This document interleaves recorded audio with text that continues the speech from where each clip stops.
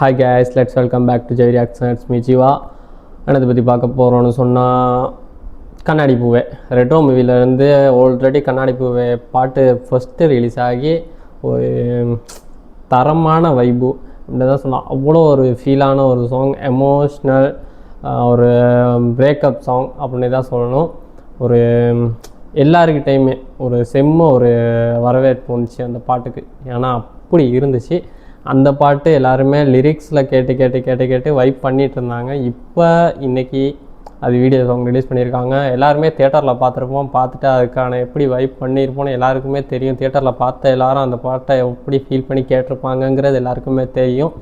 அந்த சாங் தான் இப்போ வீடியோ சாங் ரிலீஸ் ஆகியிருக்கு. வாங்க எப்படி இருக்குன்னு பார்த்துட்டு வந்துடுவோம். Let's go guys.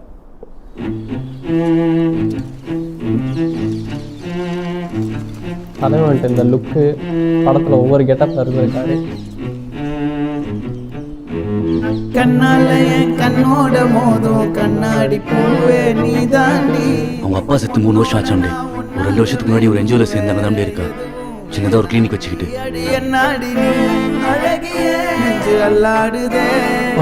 இன்னும் கல்யாணமே பண்ணிக்கலாம். இப்ப தள்ளாடுறேன் கால் போகாதடி நீ விட்டாலுமே. நடிப்புல அடிச்சுக்கவே முடியாத ஒரு மனுஷன். சுட்டாலுமே உனக்குள் பிறந்து உனக்குள் மறிக்கும் ஒரு ஆண் பறவை என்ன பாரடி.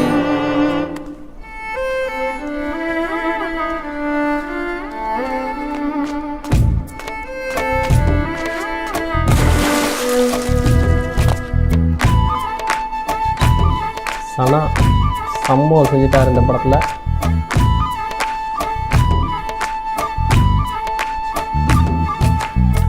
பாவமடிய நெஞ்சு சின்ன எறும்பாச்சு கால வச்சு என் காலம் மேல ஏறி போச்சு. நாளா இங்க தியேட்டர் எக்ஸ்பீரியன்ஸ் எல்லாம் செம்ம. அதுல மொத்தம் பாரடி காதல் வேற ஏதடி நீ நான் மட்டும் தானடி. வண்டா கொடி என் வண்ண கிளி என் உள்ளால உன்னால காயம் வழி கண்டே நடி உயிர் கொண்டே நடி என் பான கூடு நீயும். நம்ம சேர்ந்து தொட்ட பூமரம் மலர் மலரா பொழியும்.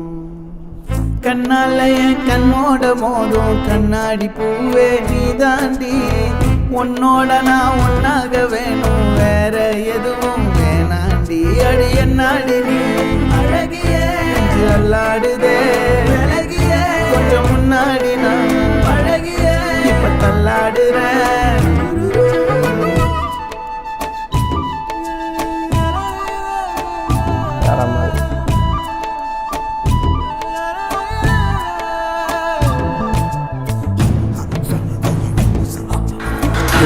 இப்போதான் அந்த ஃபைட் சீன் இருக்குன்னு நினைக்கிறேன்.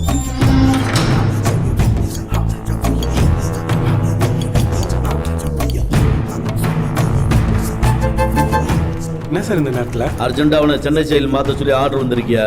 கூட்டிட்டு அனுப்பியா? இருட்டுக்காடு பேரிடையே கோடு நினப்பில் தேங்க்யூ சார். ராக்ஷி வாமா, இனிமே நீதான் பாரிவேல் கண்ணன். Bye sir. நேத்தெல்லாம் காத்து கூறாச்சே நேர போராச்சே முகம் பார்க்கும் நாளாச்சே வாழவே ஆசையாச்சே. என் மண்ண கிளி என் உள்ளால உன்னால காயம் வழி கண்டே நடி உயிர் கொண்டே நடி என் பான கூடு நீ. எமோஷனல் பிளஸ் மறையாதே இந்த காதல் மழை மழையா பொழியும். கண்ணால என் கண்ணோட மோதும் கண்ணாடி பூவே நீ தாண்டி.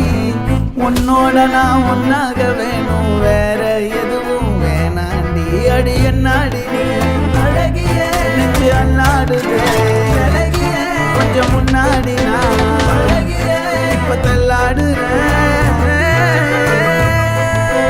அழகிய இப்ப தள்ளாடுறேன் அழகிய இப்ப தள்ளாடுறேன் அழகிய இப்ப தள்ளாடுறேன் நான் தள்ளாடுறேன்.